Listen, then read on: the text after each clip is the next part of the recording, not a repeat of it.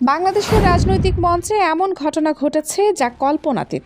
মাত্র কয়েক সপ্তাহ আগেও যে দৃশ্যপট ছিল, আজ তা পুরোপুরি পাল্টে গেছে। নির্বাচনী রাজনীতির এই অদ্ভুত সমীকরণে যারা আগে পিছিয়ে ছিলেন তারা ধীরে ধীরে এগিয়ে আসছেন, আর যারা এগিয়ে আছে বলে মনে হচ্ছিল তারা এখন অপ্রত্যাশিত সংকটের মুখে। এক মুহূর্তের জন্য ভাবুন, গত কয়েক সপ্তাহে যা ঘটেছে তা বাংলাদেশের নির্বাচনী ইতিহাসে এক অভূতপূর্ব অধ্যায় হিসেবে লিখিত হবে। জামায়াতের সেই দল যার সম্ভাবনাকে অনেকেই অবমূল্যায়ন করেছিলেন, আজ তারা সম্ভাবনার নতুন দ্বার প্রান্তে দাঁড়িয়েছে। অন্যদিকে বিএনপি, যাদের ঘিরে তৈরি হয়েছিল এক বিশাল উচ্ছ্বাস, তারা এখন বাস্তবতার কঠিন পরিস্থিতিতে। কাহিনী শুরু হয় সেই মুহূর্ত থেকে যখন তারেক রহমান দীর্ঘ প্রবাস জীবন শেষে দেশে ফিরলেন। তার আগমনে বিএনপির সমর্থকদের মধ্যে যে উন্মাদনা তৈরি হয়েছিল তা অভূতপূর্ব। মনে হচ্ছিল আগামী নির্বাচনে বিএনপির জয় নিশ্চিত। দলের কর্মীদের মধ্যে যেন নতুন প্রাণের সঞ্চার হয়েছে। সেই সময়ের উত্তেজনা ছিল চরম। মনে হচ্ছিল সব বাধা কেবল সাময়িক, কিন্তু রাজনীতির মাঠে কখনো কিছু স্থায়ী নয়। সময়ের সঙ্গে সঙ্গে সেই উচ্ছ্বাস ভাটার মতো কমতে থাকে। ঠিক সেই সময় জামায়াতের কয়েকজন প্রভাবশালী প্রার্থীর মনোনয়ন বাতিল করা হয়। এই খবর শুনে অনেকে ভাবলেন এবার জামায়াত হয়তো পিছিয়ে যাবে। বিএনপি সমর্থকেরা উল্লসিত। মনে হয়েছিল জামায়াতের খেলা শেষ। কিন্তু রাজনীতিতে শেষ বলে কিছু নেই। মনোনয়ন বাতিল একটি অধ্যায়ের শেষ, পুরো কাহিনী নয়। কিছু সপ্তাহের মধ্যেই ঘটে চমকপ্রদ ঘটনা। জামায়াতের প্রার্থীরা ধীরে ধীরে তাদের মনোনয়ন ফিরে পাচ্ছেন। কক্সবাজার ২ আসনে হয়তো সবচেয়ে বড় উদাহরণ কেন্দ্রীয় সহকারী সেক্রেটারি HM হামিদুর রহমান আজাদ, যিনি মনোনয়ন হারিয়েছিলেন, তিনি ফিরে এলেন। নির্বাচন কমিশনের শুনানিতে তার মনোনয়ন বৈধ ঘোষণা করা হয়। এটি শুধু তার নয়, পুরো দলের জন্য একটি বিশাল অর্জন। হামিদুর রহমান আজাদ সাধারণ প্রার্থী নন। ২০০৮ সালের নির্বাচন থেকে তিনি ধারাবাহিকভাবে জয়ী হয়েছেন। মহেশখালী কুতুবদি আসনে তার অবস্থান এতটাই শক্ত যে তাকে হারানো প্রায় অসম্ভব মনে হয়।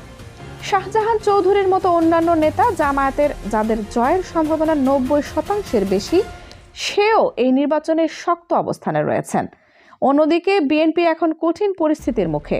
যারা বিভিন্ন তথ্য গোপন করে মনোনয়নপত্র জমা দিয়েছিলেন, ঋণখেলাপি বা বিদেশি নাগরিকত্ব লুকিয়েছেন, তারা হুমকির মুখে। হাসনাত আবদুল্লাহর আসনে বিএনপির প্রার্থী একজন ইঞ্জিনিয়ার। তার বিরুদ্ধে ঋণখেলাপ ও অন্যান্য অভিযোগ উঠেছে। আদালত তার মনোনয়ন বাতিল করেছে। আপিল প্রক্রিয়া এখনও চলছে, কিন্তু ন্যায় বিচার হলে প্রার্থীর মনোনয়ন আর থাকবে না। এর ফলে হাসনাত আবদুল্লাহ অটোমেটিক জয়ী হবেন। এটি শুধুমাত্র একটি আসনের ঘটনা নয়, এটি বিএনপির জন্য বড় সংকেত। এবার আসে বিএনপির সবচেয়ে ধনী প্রার্থী আব্দুল আওয়াল মিন্টু। তার বিরুদ্ধে দ্বৈত নাগরিকত্বের গুরুতর অভিযোগ উঠেছে। মিন্টু দাবি করেছেন ৯ ডিসেম্বর তিনি মার্কিন নাগরিকত্ব প্রত্যাহার করেছেন, কিন্তু কোনো সমর্থনযোগ্য কাগজপত্র তিনি দেখাননি।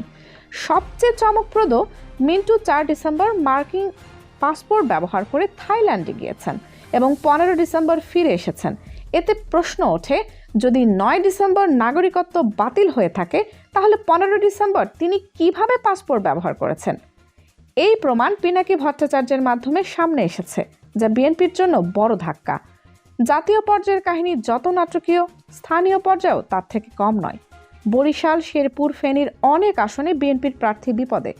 জামায়াতের আইনজীবীরা সময় মতো প্রমাণ উপস্থাপন করে বিএনপিকে শক্তিশালী চ্যালেঞ্জের মুখে ফেলে।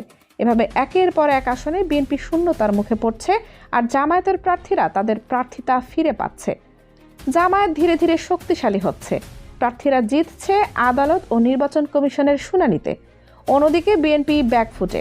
প্রার্থীরা মনোনয়ন হারাচ্ছে, আদালতে মামলা হারাচ্ছে, নির্বাচন কমিশনে আপিল খারিজ হচ্ছে। ডাক্তার তাসনিম জারার মনোনয়ন বৈধ ঘোষণা হয়েছে। যদিও তিনি সরাসরি বিএনপির প্রার্থী নন, তবুও নির্বাচনী প্রতিযোগিতা আরও তীব্র হবে। বাংলাদেশের নির্বাচনী রাজনীতি কখনো স্থির নয়।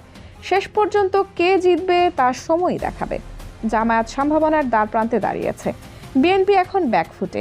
রাজনৈতিক সমীকরণ প্রতিদিন পরিবর্তন হচ্ছে।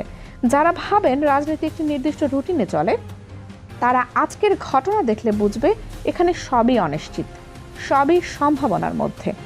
কানিজ Fatema Soma, desk news, 0 TV.